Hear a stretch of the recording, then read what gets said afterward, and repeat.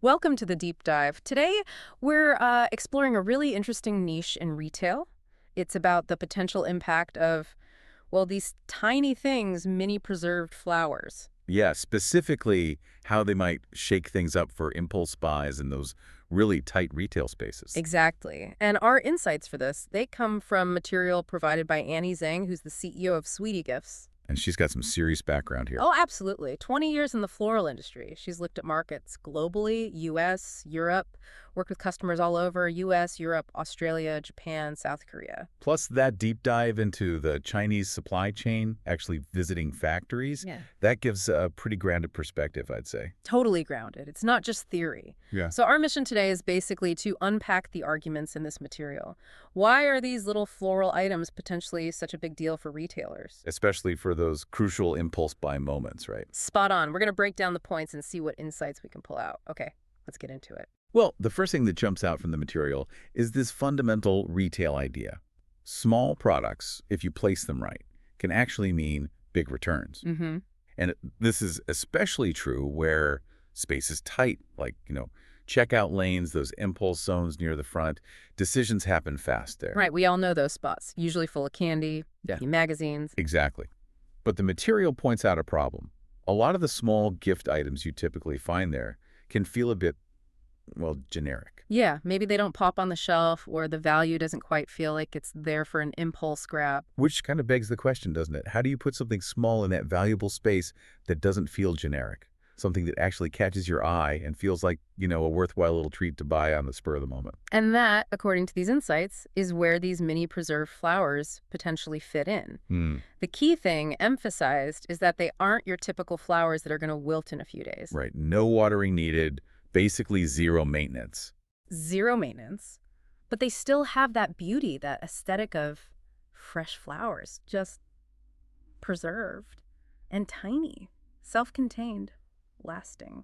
And the perspective shared is that they're really designed for that moment of surprise. Something unexpected and, frankly, quite special in a small format.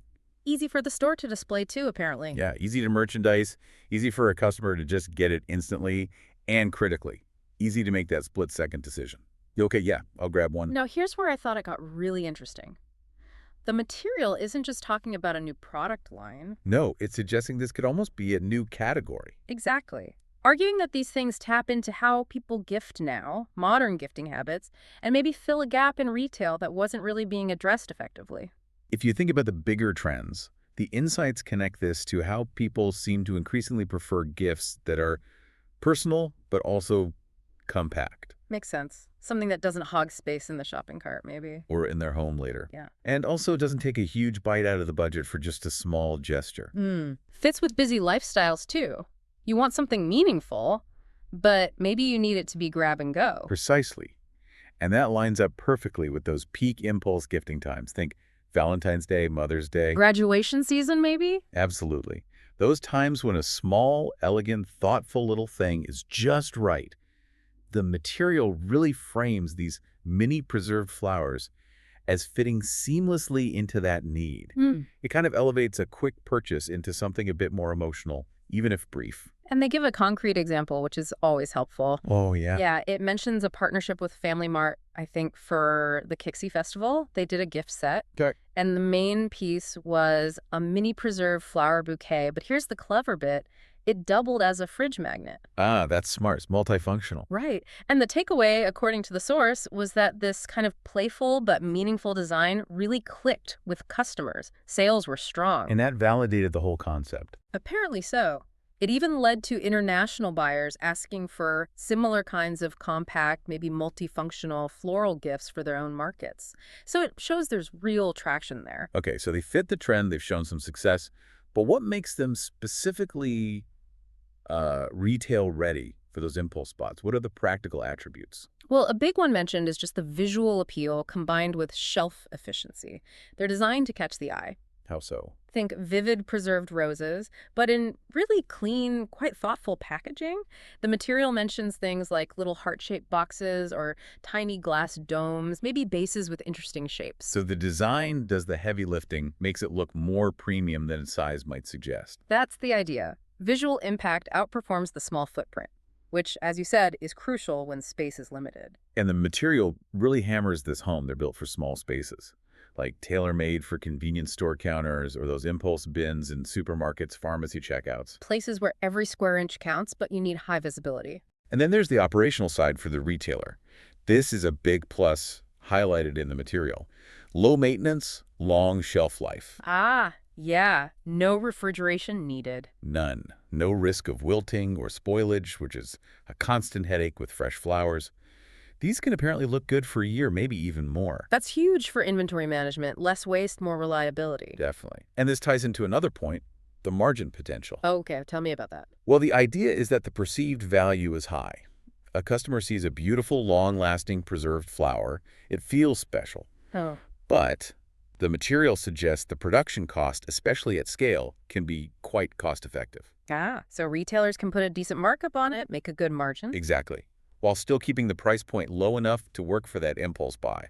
Accessible, but profitable.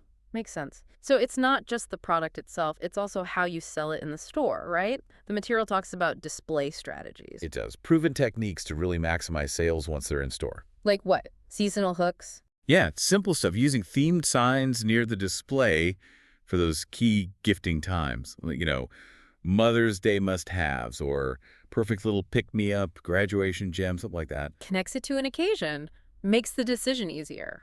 Right. Another tactic mentioned is strategic pairing. Bundling. Sort of. Suggesting they go well with items people are already buying anyway, like placing them near the chocolates or greeting cards, maybe small scented candles. Lifts the average sale value without discounting the main item. Clever? Mm-hmm.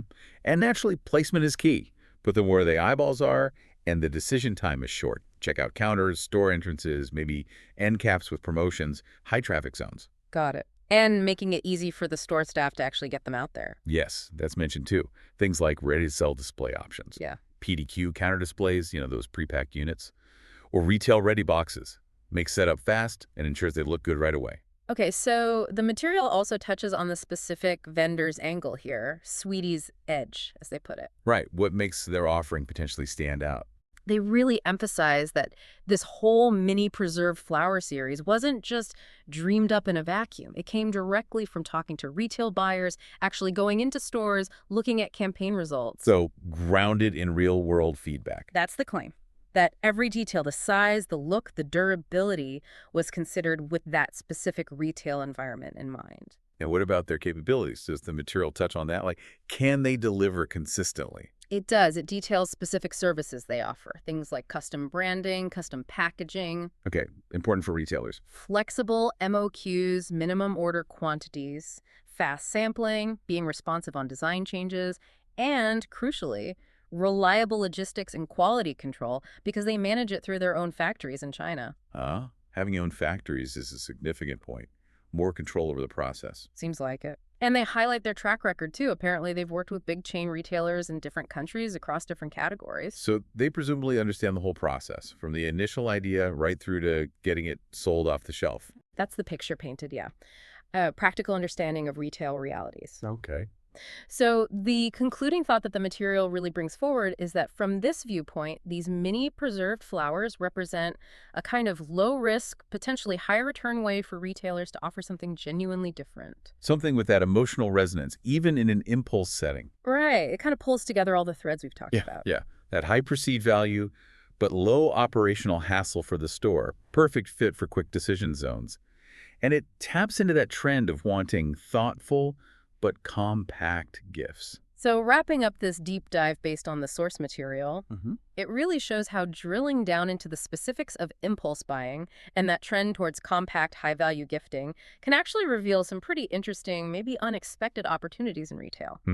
Using these mini preserved flowers is a really clear example. It definitely highlights the power of designing something not just for a customer need in general, but for a specific retail moment, that fleeting chance in a busy store in a tiny space to grab attention and make a quick, satisfying sale. Absolutely. It's about optimizing for the context, not just the product. Which kind of leaves us with a final thought for you, the listener, to chew on.